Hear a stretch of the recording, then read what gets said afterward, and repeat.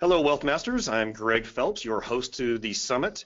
Our mission with the Summit is very, very simple. We want to educate and empower you with actionable tools, tips, and tactics to help you grow, protect, and maximize your personal wealth.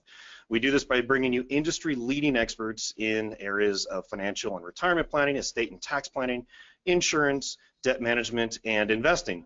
And right now, this morning, I am absolutely thrilled to announce our featured guest, Benjamin Brandt. Benjamin, are you ready to help us master our wealth? Of course, I'm happy to be here. Thanks for having me. So for our wealth masters out there, Benjamin Brandt is a certified financial planner. He's also founder and president of Capital City Wealth Management, a Bismarck, North Dakota fee-only financial planning company. He's also the host of the very popular podcast Retirement Starts Today Radio and the accompanying blog. Benjamin is an Iraqi combat veteran, having served in the North Dakota Army National Guard for 8 years, including a 15-month deployment to Iraq in 2003. And thank you for your service, Benjamin. You may have seen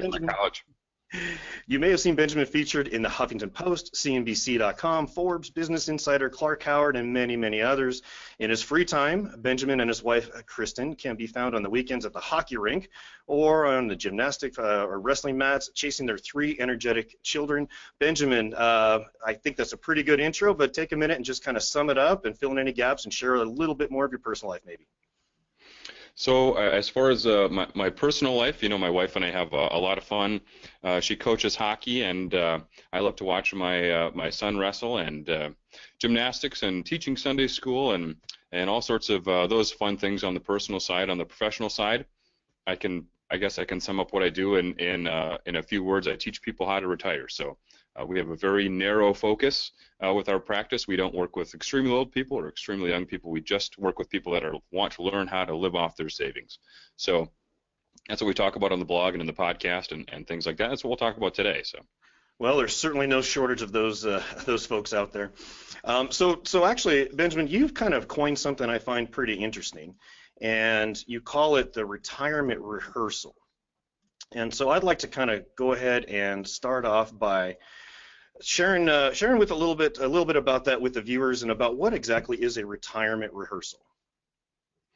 So I've been doing retirement planning for about 10 years now, and I kept running across a problem where, when we're sitting down and planning a retirement 2 or 3 years out, people would talk about, I want to take my kids to Disney World, and I love golfing. I want to golf as much as I possibly can in retirement, and I want to take these trips, and I want to buy an RV or a second home and things like that. And that's kind of what we planned around, because that's kind of the, grass is always greener, big fun items that we always think about in retirement planning. And the thing that really confused me is that a few years after retirement, I would talk to a client and he would say, I am absolutely sick of golf. I just can't even look at my golf clubs because I golfed, every day for 3 solid months, and I'm kind of sick of it. And thinking, that was such a big planning item for clients, so there's this intangibility of what we think retirement might look like, but then I've never retired, and my clients that have, are working with me have never retired either. So, how do we create this intangible thing and make it more tangible, and thus make our plan feel more realistic to what our actual numbers are? And then I came across a statistic that said there is something to the tune of $52.4 billion of unused vacation time that gets squandered every year. And most people just accumulate these vacation hours, and they're at a 40-year high. So I thought, how can we use this resource that most people aren't going to be able to take with them into retirement? I think something like a fraction of the percent of vacation hours actually get paid out to people when they retire. So how can we use this resource to improve our retirement outcomes? Excellent. That's very interesting, because I never realized that the number was that high, and it's pretty staggering. And like you said, I think a lot of people, they lose those vacation hours, don't they? Or they get paid maybe a portion of it? Around here, and this is anecdotal evidence, of course, but around here, the most generous options that we see is you get something like 1/5 of your vacation and sick hours paid out to you as a lump sum. So you're still losing, something like 80%. And we could be using that to improve your retirement outcomes if we do a retirement rehearsal. Okay, so let's talk a little bit more about that. So if I'm interested in trying a retirement rehearsal, when should I consider doing this? So I would say 2 to 5 years from retirement. The first thing you need to have is a written financial plan. because the retirement rehearsal is going to make those hypothetical numbers in your written financial plan, it's going to make them either real or overcompensating or undercompensating. So we need to have a plan to tweak, and then the retirement rehearsal gives us a little dose of reality as to whether or not our assumptions in our retirement plan are real or not. So what the retirement rehearsal is taking some of that $52-something billion of vacation time, and it's not, taking a vacation going to Barbados or, going to Disneyland or something. It's staying at home and doing absolutely nothing for a week or 2 weeks if you can. And you want to do this 2 to 5 years from retirement. And the reason for that being is, like I mentioned earlier, is when we think about retirement planning, we think about the big things, but that's going to be like 0.002% of your actual retirement. Your actual retirement is going to be a random, boring Tuesday afternoon when you and your spouse are watching night court reruns and staring at each other. That's going to be the lion's share of your retirement. So that's really what we should be practicing and finding out, how do I feel? Am I bored? What are my spending levels? Do I miss work? Do I miss my boss? Do I miss my colleagues? And start to practice or rehearse what that retirement looks like, and to see, are my assumptions accurate? And what is my attitude about retirement? So you're rehearsing every aspect of retirement by just staying home and doing nothing, and seeing how that small dose of reality feels. Wow. And so you're going to use your vacation time to do this rather than just squander it, like you say. And you should consider doing this about 2 to 5 years before you actually really want to retire. Right. And so during this retirement rehearsal, I love the name, by the way, it's very catchy. During the retirement rehearsal, you're going to, like you said, kind of enjoy that random Tuesday afternoon of sitting on the couch and reading the paper and just seeing, hey, maybe I need to go out and do something. And so that might allude to changing your budget or changing your financial plan before you actually pull the trigger. Right, exactly. So I guess there's 3 possibilities. You're either going to spend less than you thought, more than you thought, or exactly as you thought. So if you spend more than you thought, there's a good possibility that you're bored, and boredom is a big red flag for retirement, because usually when we're bored, what do? We take an extra vacation, or we have a spontaneous large purchase to try to fill that boredom hole. Maybe it's an RV or a second house, or mistakes I've seen people make in the past, something that we didn't plan for in the retirement plan, but they're bored, so they kind of want to try to pull themselves out of boredom with spending. And that's one of the most dangerous things that you can do, especially if you're planning on retiring early, like pre-65. So if you're bored, that's a red flag for increased spending. In that case, we would encourage you not to retire and maybe explore some other options, because you tried retirement, it wasn't necessarily to your liking, and you're bored, so we need to evaluate a different path. That's why we want to do this 2 to 5 years from retirement. If you spend the exact amount that you had planned for in your written financial plan, that's perfect. That means you're probably right on course and your hypothetical numbers are pretty close to reality. But the fun part happens is when you spend actually less than you would have thought, because then we have quite a few options available to us. Either you can stop saving into your retirement accounts or slow down your savings, which would give you more money to do some of the vacations and some of the fun things, or it actually affords you the opportunity to retire earlier. This is something that catches a lot of people off guard, but when we think about the vacations and the big ticket items that make retirement planning fun, if you are completely content with your random Tuesday afternoon and you think, maybe I'm not going to spend all that money I'd planned for originally, or I was just too aggressive with my spending goals and I'm not actually going to spend to that level, well, then you just bought yourself a year or 2 or 3 of retirement. Of course, you got to run all those numbers through your written financial plan and visit with your advisor to make sure that's prudent, but you get to decide, you get to see reality, turn the intangible into the tangible, and see what your numbers really are. So best case scenario, you're going to find out, hey, maybe I don't have to work until I'm 65 or 64 or whatever. Worst case scenario, actually probably best case scenario I would say as well, is you find out, hey, maybe I want to spend more in retirement than I thought I did, and I really need to spend another year working so I can make those dreams a reality as well. Right. That's exactly right.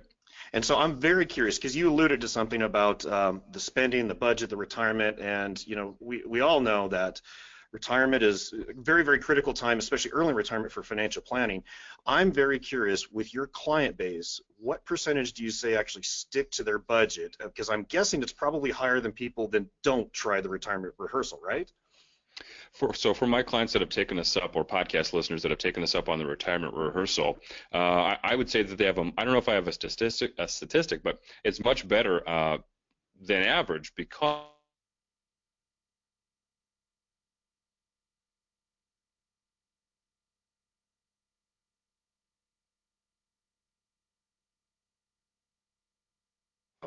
Can you hear me okay? I can hear you Yeah. now. Okay, so we're back. Sorry about that. Oh, it cut out a little bit. Yeah, it did cut out a little bit, so I'm sorry. If you could go back maybe a paragraph, that would be great. Okay, so people that have practiced or have rehearsed the retirement, I think have better outcomes because their hypothetical numbers are now real numbers and they can have confidence in those numbers. But clients that I have seen struggle are people that maybe quit their job because they were angry at their boss or they got skipped Oh, over for a promotion, or there's some thing that pushed them into retirement and they didn't have anything to retire to and they hadn't rehearsed the retirement, so that their hypothetical numbers, they didn't feel the reality of those numbers until they were living it. And if we had under assumed, then they're going to overspend. And we've seen, nest eggs get cracked and scrambled very easily when you think you only need 3,000 a month, but you actually need 8,000 a month. And then we're quite literally stealing from the 70, 80, and 90-year-old versions of ourselves. So you've got to make the numbers as real as possible because that's the only way you can have some tangibility to your financial plan. I love the way that you phrase that. So we are stealing from the 70, 80, or 90-year-old versions of ourselves, and that's really you hit the nail on the head. That's exactly what you're doing. You're risking that late in life financial hardship. And I know personally when I've seen clients and they do their retirement plans, and if they're off, let's say their budget goal of 50 or 60,000 a year or whatever that number is, but if they're off by as little as a couple $100s a month, that's $2,400 a year, and then all of a sudden that makes a massive difference in the rest of your life. Right. So your portfolio, if your portfolio is an engine, and you're asking it for retirement income horsepower, the longer you redline that engine, the quicker it's going to break down. So we need to plan for that ahead of time and decide, do we need a Corvette engine or do we need a Camry engine, and then we invest accordingly, right? So You've got you the don't want best to buy a analogy. Corolla and try to drive it like a Corvette. Yeah, excellent. So, okay, so I'm also very curious because I did read your blog and I saw something on there called the practice retirement, which sounds very similar to a retirement rehearsal, but I'm just kind of curious, how are these different from each other? So the practice retirement comes after your retirement rehearsal. And let's say you rehearsed your retirement and you said, I'm kind of bored. I kind of feel like I have something left to give my career. I miss my coworkers. I feel like I'm just not ready to retire yet. I tried it. I did the rehearsal, and I'm just not ready yet.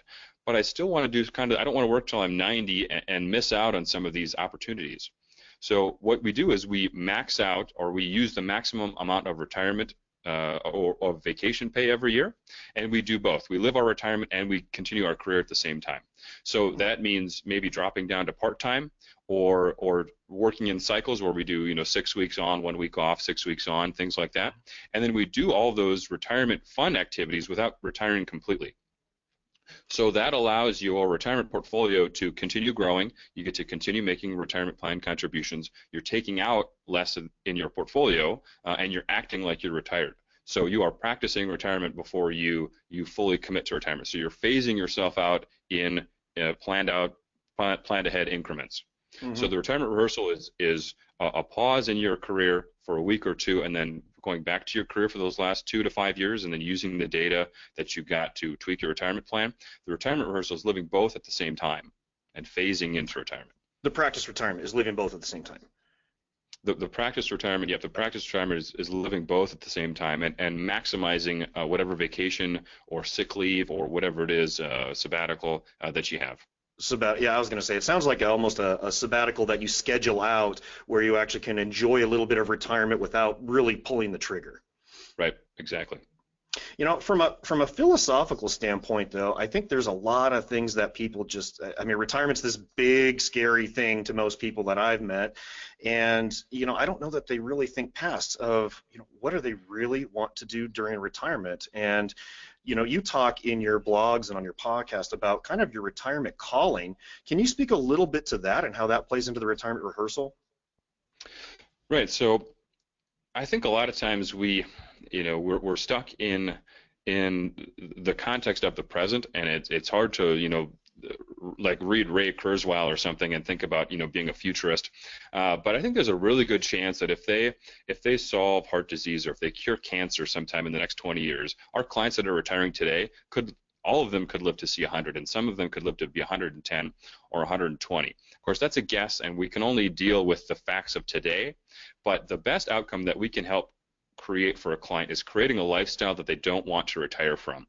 So another way to think of that is transition your career to your calling. So think about what is it in your day-to-day life that make hours pass by like minutes, and actually write that down and write down what the quickest parts of your day are. And that's a really good indicator as to what your calling might be. What is it you're truly passionate about? And if we can incorporate that into your retirement, whether that be if you have enough financial assets, maybe that's a volunteer opportunity that keeps you getting up every morning and keeps you driven. If our financial resources aren't there yet, maybe that's something that we can derive some compensation from, and then of course that would be less demands from our portfolio. So transition from your career to your calling, and then see how that might improve your retirement plan outcomes. And so your retirement calling could be it could be charitable endeavors, it could be volunteer work, it could be, I guess it could be spending time with your grandkids that you haven't seen that much.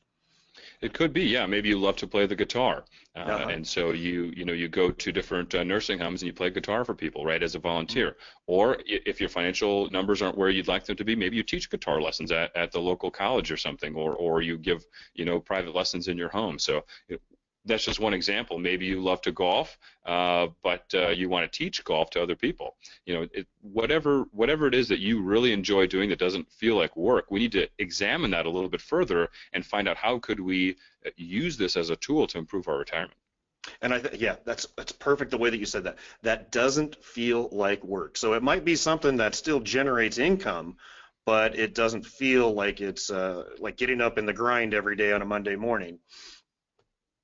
Right, we should look at that in the context of a written financial plan so that we have numbers to tweak. So it's not just kind of the feelings that we can put some data behind it and then have some confidence in it. But right. And so do you build those income streams into their retirement plans? For example, let's just say my wife and I are going to retire at 62, but as you mentioned, maybe I like hang gliding, and I want to go take people on hang gliding lessons and teach them how to do that, although it sounds pretty scary to me. But so do you build the income from hang gliding lessons that I'm giving for the next 5 years into my retirement plan? We'd look at it both ways. So we'd go through a Monte Carlo analysis, which looks at a bunch of hypothetical market outcomes, and it gives you percent probability. So let's say you're at a 60% probability based on your assets to hit all of your income goals. And they would say, okay, what if we looked at earning $1,200 a month for the first 5 years of retirement? And that could be anything. It could be, working at Walmart as a greeter, or it could be something that you would be doing your calling. Now, if it's a calling, you could do it a lot longer than 5 years, but then we look at how that would increase your percentage outcome. So maybe we move from 60 to 70%. How does that feel? Well, that feels like a pretty significant improvement. Maybe I want to investigate this further. Or maybe it improves it from 60 to 61%, and well, we're going to have to do some further work beyond that. So we would actually run the numbers and see if it's impactful, to what level, and would that be worth it to investigate this further. So to that end, just looking at the numbers, if you're going to add a stream of revenue into a client's financial retirement plan, that could easily allow them to escape their 9-to-5 day job or the grind earlier, right? And that's something, you're right, and I think that's something people underestimate so much, is that when we look at 30 years worth of compound interest, and that's your average retirement plan, someone retires at 60 and you plan for the age of mortality of 90. But if you can factor in 5 or 10 years of part-time income, even something, $10,000 a year doesn't sound very significant. If you've got a $500,000 or $1 million portfolio, $10,000 doesn't sound very significant. But if you keep that $10,000 in there for 10 or 15 or 20 or 30 years, that's able to compound into a pretty substantial amount of money. So every bit of money we can leave in your portfolio, just buys us a higher probability of success. Can you speak real quickly on the sequence of returns risk and how having that early stream of income early on in retirement might really kind of reduce some of those positive or negative impacts? So we know that the returns of the markets aren't linear. When we go to Vanguard.com or Fidelity.com, and we say, okay, I think I'm going to get a 5% return in retirement. It's going to project out 5% every year, growing with inflation. But the reality of the market is returns aren't linear, right? They're completely unpredictable. It's +7, -7, +30, -22, -24, +15, but it averages out to +7, right? What sequence of returns risk says is that if you have a 30-year retirement and year 20, you have a 2008 type scenario, well, you only have 10 years left in your retirement plan, so you're able to recover from that relatively quickly. But if you would reverse that, and 5 years into retirement, you have a 2008 scenario, Well, now you've got 25 years left to try to get some horsepower out of your engine that's your portfolio. You're less able to recover.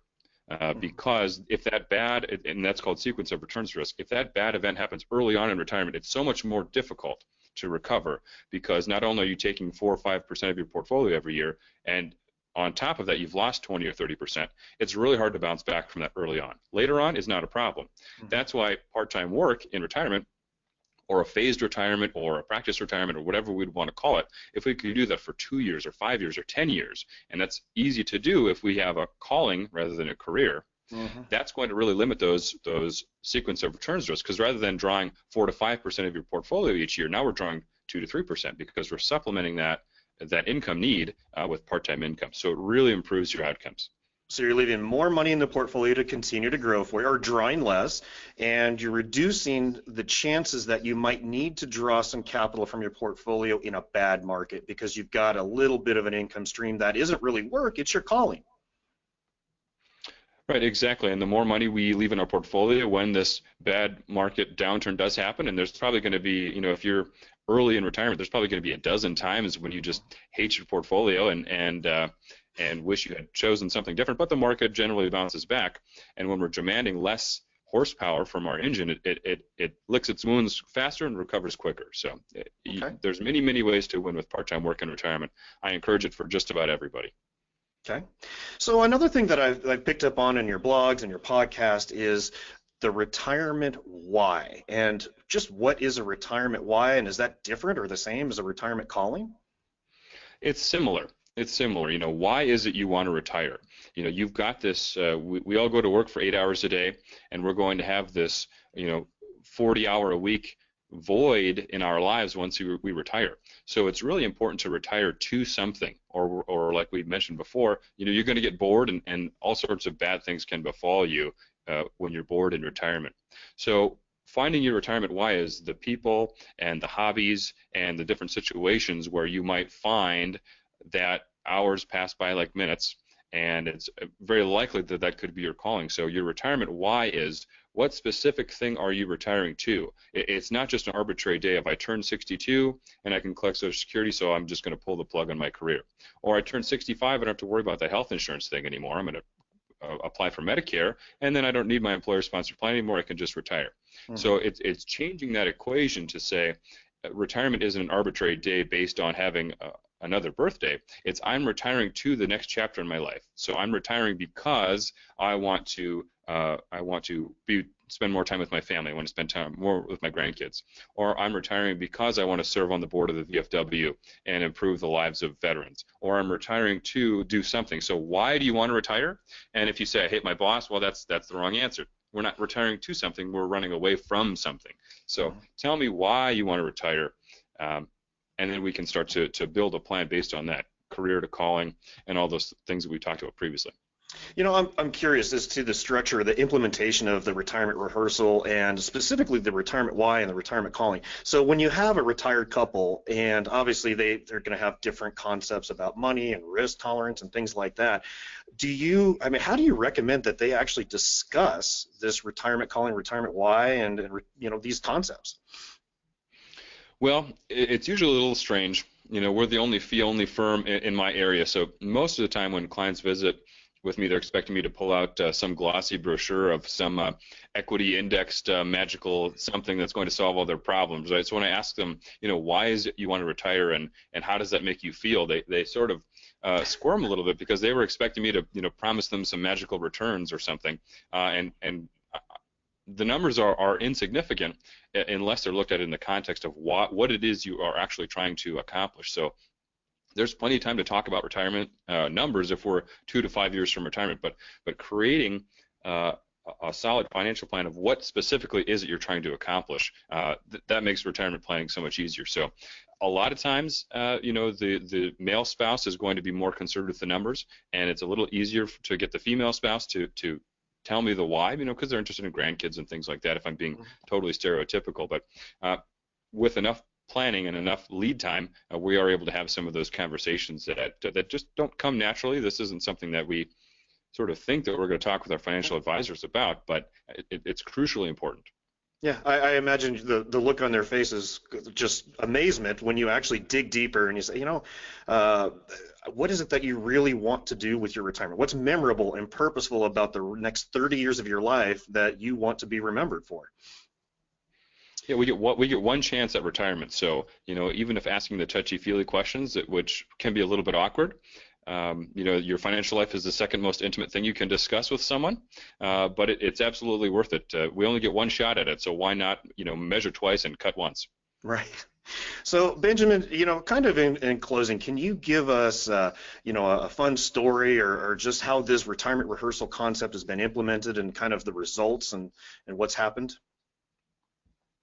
Well, I would say I don't know if I have any good stories about success stories that came directly from the retirement rehearsal, but looking back at people that we could have improved their lives if we would have thought about this sooner, I take a lot of you know lessons learned, and then when we talk about that on the podcast or we talk about it when we're interviewed by other people, our great hope is that other people can take that lesson and through the blog, what we're trying to do is shorten the learning curve for everyone else by using lessons that either were or weren't implemented by the people that we've worked with over the last decade or so. So I don't have any specific success stories about the retirement rehearsal, but I'm hoping they're out there. And if we have any podcast listeners, I'd love to hear any success stories that we could share with our audience. I'm sure they're out there. I guarantee that. And you're right. I mean, we only get retirement the option to do this once. Hopefully, hopefully it's only once. You don't want to go back. So for the wealth masters out there, I just kind of want to reiterate a couple things. Again, we only get this option to retire once in our lives, assuming that we do it correctly. I tell people there's no way that I would ever remotely even consider retirement without a really thorough retirement plan and all the numbers, and like Benjamin mentioned, the planning and the cash flows and the Monte Carlo analysis. These things are critical because you only get one shot at it. Now that I've had a chance to meet you, Benjamin, and hear a little bit more about the retirement rehearsal, I think that's something that is critical to implement into that process as well. So there's a couple of really big value bombs there and takeaways. There is a ton of money that is just left on the table from unused vacation time. So why not use that to try this out, to see how you feel on a Tuesday afternoon when nothing's going on? Are you going to spend more? Are you going to be bored? Do you really want to retire? Because once you pull the trigger, you can't get it back. And so easing that retirement rehearsal into a full practice retirement makes a lot of sense to really fine-tune the numbers and actually still enjoy a little bit of retirement early. Another really big takeaway that I got out of this is this process can actually allow you, with the right plan in place, can actually allow you to retire earlier than you ever thought. But you've just got to put the pen to paper and get a qualified advisor to help you walk through it. And finally, your retirement calling and your retirement why, while they're very, very close, the calling is that hopefully short-term sequence of income streams that you might get by doing something that you absolutely love. And that to me seems like a great way to fine-tune the numbers and make sure you can retire at the right time with the right plan in place. Benjamin, any other tips or tidbits that you'd like to add to that quick summary there? No, I think it's use it or lose it. Only about half of the states have specific requirements about allowing people to take their vacation hours with them. So for the vast majority of people listening to this, it's use it or lose it. So why not take this money that is only yours temporarily and use it for its intended purpose? Take a 2-week staycation. 3, 4, 5 years from retirement, and it can only improve your retirement outcomes. You got to do it in the context of a written financial plan because we've got to have something to tweak. But you won't regret it. And I guess finally, you need to start looking at this 2 to 5 years before you think you might want to retire. Don't wait until a year before or 6 months and try to pull this together. You'll be leaving a lot on the table. Right. So, Benjamin, you are clearly the expert and the creator of the retirement rehearsal concept, and for that I appreciate you sharing that with us, and I'm definitely going to be looking at implementing this as well to some extent with my clients. So, but since you are the foremost expert and the creator, if our wealth masters out there want to reach out to you directly to get some coaching, counseling, or learn more about some of these concepts and how to implement them, how would you prefer that they reach out to you? Well, there's a number of different ways. They could check out our podcast on iTunes, Retirement Starts Today Radio, which is going to be, if you enjoyed this interview, that's the majority of the content on Retirement Starts Today Radio. We interview other financial advisors. Sometimes it's monologues, like the Retirement Rehearsal is a monologue that they can check out. It's a few dozen episodes ago. They can check me out on Twitter at RetireMeASAP, or they could check out our website, retirementstartstoday.com. Okay, excellent. So the podcast sounds, I love podcasts. I listen to them every day in the car on the way to work, walking the dogs. The podcast sounds like where I would start first. So I'm going to go and subscribe to that because I'm already learning a lot. So I think that'll be really neat. And then, excellent, Retirement Starts Today Radio. Is that right? You got it. Okay, Benjamin, I want to take a minute to thank you so much for sharing these concepts with our viewers and say goodbye. Thanks for having me. All right.